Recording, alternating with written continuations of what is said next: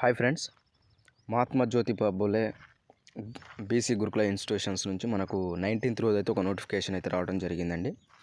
So ఈ నోటిఫికేషన్లో ఇంటర్మీడియట్కి సంబంధించి అప్లికేషన్స్ అయితే తీసుకోవడం జరుగుతూ ఉంది. సో దానికి సంబంధించినటువంటి ఈ ఇన్ఫర్మేషన్ బులెటిన్ అనేది మీకైతే యూస్ఫుల్ అవుతుందండి. సో ఈ నోటిఫికేషన్ వచ్చేసి ఫిబ్రవరి 19th రోజు రిలీజ్ కావడం జరిగింది.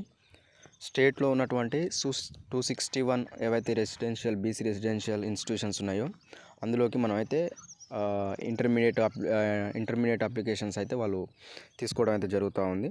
సో ఇందులో ఒక 4 వచ్చేసి సిఓఈ సెట్కు సంబంధించినటువంటి ఇన్స్టిట్యూషన్స్ అని చెప్పారు. అంటే వీటికి కొద్దిగా హై లెవెల్ ప్రిఫరెన్స్ అనేది ఉంటుంది. సో ఇక్కడ మనకు కనిపించేవన్నీ కూడా ఏ డిస్ట్రిక్ట్స్లో స్కూల్స్ ఉన్నాయి, ఏ డిస్ట్రిక్ట్లో ఈ యొక్క కాలేజెస్ ఉన్నాయి, వాటి ఇన్స్టిట్యూషన్కి సంబంధించినటువంటి గర్ల్స్ కానీ బాయ్స్ కానీ ఎక్కడెక్కడ లొకేటెడ్ అయి ఉన్నాయని చెప్పేసి ఈ ఇన్ఫర్మేషన్ అయితే ఇవ్వడం జరుగుతుంది. సో ఇంటర్మీడియట్లో ఏ గ్రూప్స్ అండి అని చెప్పేసి మీకు ఏమైనా డౌట్ ఉంటే మటుకు MPC, CEC, BiPC, HEC like ఏవన్నీ రెగ్యులర్గా మనం ఇంటర్మీడియట్ కాలేజీలలో ఏ గ్రూప్స్ అయితే ఉంటాయో ఆ గ్రూప్స్కి సంబంధించి అన్ని కోర్సెస్ అనేవి అవైలబుల్ ఉన్నాయండి. అండ్ ఆల్సో ఇక్కడ ఒక బెనిఫిట్ ఏంటంటే వొకేషనల్ కోర్స్ కూడా వీళ్ళు అడ్మిషన్స్ అనేవి నిర్వహించడం జరుగుతుంది. వొకేషన్ కోర్సెస్లో ఏ విధంగా డిఫరెంట్ కైండ్ ఆఫ్ గ్రూప్స్ ఉంటాయో మీకు అందరికీ తెలిసిందే.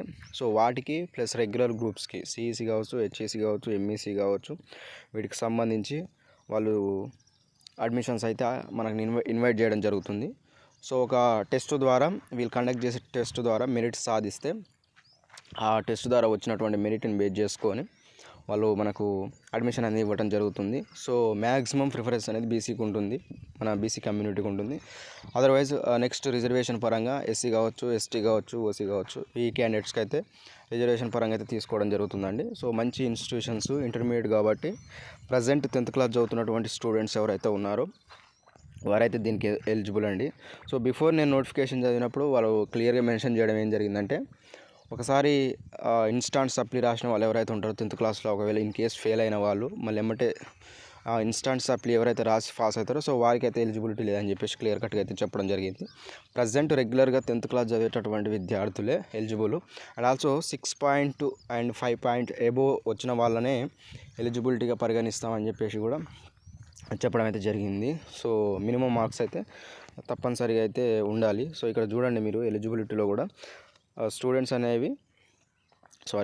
అనేవారు సప్లిమెంటరీ రాసి పాస్ అయినటువంటి క్యాండిడేట్స్ అయితే ఎలిజిబుల్ కాదు.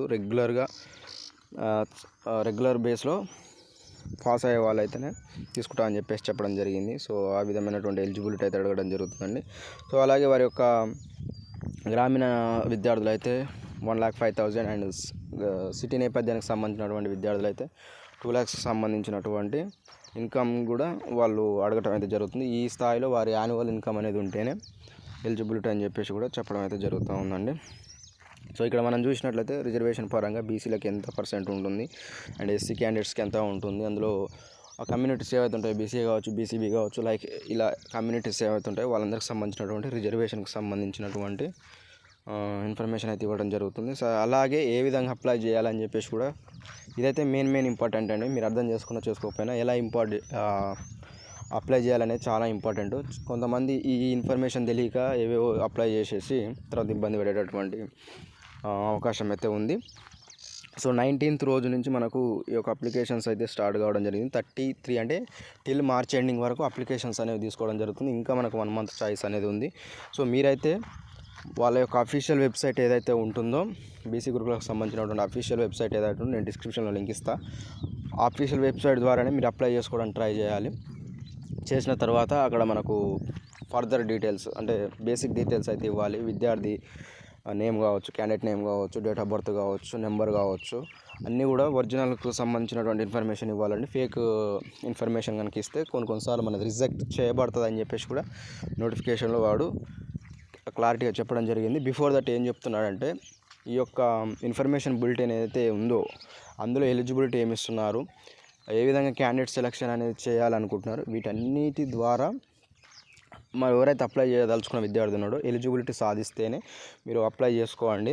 సో వితౌట్ ఎలిజిబిలిటీ అప్లై చేస్తే మటుకు మీరు రిజెక్ట్ చేస్తామని చెప్పేసి కూడా చెప్పడం అయితే జరుగుతుంది. మరి చెప్పిన విషయం ఏంటంటే సప్లిమెంటరీ క్యాండిడేట్స్ని అయితే అలో చేయమని చెప్పేసి చెప్పడం జరుగుతుంది. ఎంట్రన్స్ టెస్ట్ ఎప్పుడు ఉంటుందండి అంటే 21 ఏప్రిల్ 2024లో 10 to 12:30 PM వరకు ఎగ్జామ్ అనేది కండక్ట్ చేస్తారని చెప్పేసి కూడా ఎగ్జామ్ డేట్ కూడా మెన్షన్ చేయడం అయితే జరిగింది. సో 19th నుంచి 30 వరకు అప్లికేషన్ ప్రాసెస్ అండ్ ఏప్రిల్ 21 రోజు మనకి ఎగ్జామ్ అనేది కండక్ట్ చేయడం జరుగుతుంది ఆఫ్టర్నూన్.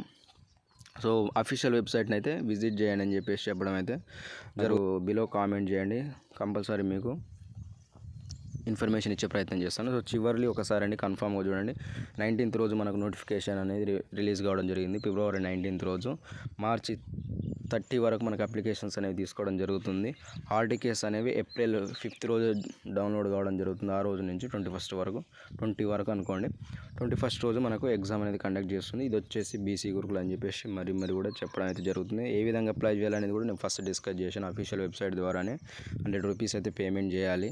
ఇన్ఫర్మేషన్ బులెటిన్ అనేది కేర్ఫుల్గా చదివి వాళ్ళు ఏమేమైతే బేసిక్ డీటెయిల్స్ కంపల్సరీ అడుగుతారు, స్టూడెంట్ నేమ్ కావచ్చు, డేట్ ఆఫ్ బర్త్ కావచ్చు, and also present 10th class చదువుతున్నటువంటి ఇన్స్టిట్యూషన్స్ కావచ్చు, అన్నీ కూడా వాళ్ళు అడిగే ఇన్ఫర్మేషన్ అయితే ఇవ్వాల్సినటువంటి అవకాశం అవుతుంది. సో మీరు ఒకటే కోర్సు చూజ్ చేసుకోవడానికి అయితే ఛాన్స్ ఉందండి. ఫస్ట్ ఇది గుర్తుపెట్టుకోండి, ఒకటే కోర్సు.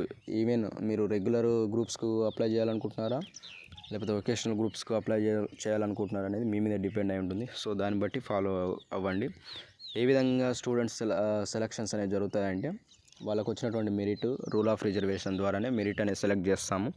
వేరే ఇతర యాక్టివిటీస్ ద్వారా సెలెక్ట్ చేయమని చెప్పేసి వాళ్ళు క్లియర్ కట్గా చెప్తున్నాడు. సో ఇంకేమన్నా మీకు డౌట్స్ ఉంటే కూడా ఫర్దర్గా వాళ్ళ కాంటాక్ట్ అయ్యి ఇన్ఫర్మేషన్ తెలుసుకోవచ్చు అని చెప్తున్నాడు. సో ఒకవేళ అడ్మిషన్ పొందిండు క్యాండిడేటు, సో ఫర్దర్గా ఏ సర్టిఫికేట్స్ నెసెసరీ అనిపిస్తాయంటే వాటికి సంబంధించినటువంటి ఇన్ఫర్మేషన్ కూడా ఇచ్చిండు. ఒరిజినల్ హాల్ టికెట్ ఎంట్రన్స్ టెస్ట్కి సంబంధించినటువంటిది, TC, SSC memo, original bona fide 4th class to 10th class, and caste certificate, income certificate, ఇంకేమన్నా ఫిజికల్ క్యాండిడేట్ అయితే వాటికి సంబంధించిన certificates, passport size photos 3 sets of copies. ఈ సెట్స్ అన్ని కూడా 3 సెట్స్ ఆఫ్ కాపీస్ జిరాక్స్ అయితే కావాలి. అలాగే deposit 1000 rupees, maintenance charges of 1000 rupees to be paid చేయబడతాయని చెప్పేసి కూడా చెప్పడం జరుగుతుంది. ఇంకేమైనా ఫర్దర్గా డీటెయిల్స్ ఉంటే మనకు ఇన్ఫర్మేషన్ కావాలనుకుంటే ఈ నెంబర్కి కాల్ చేయని చెప్పేసి కూడా చెప్పడం జరుగుతుంది. సో క్లియర్ కట్గా ఇదండి. ఒకవేళ అర్థం కాకుంటే మటుకు కింద మెన్షన్ చేయండి, కంపల్సరీ మీకు రిప్లై ఇచ్చే అవకాశం చేస్తాను. నెక్స్ట్ వీడియోలో కాస్త క్లారిటీ ఇంకా వాయిస్తో చేసే ప్రయత్నం చేస్తానండి. Thank you so much.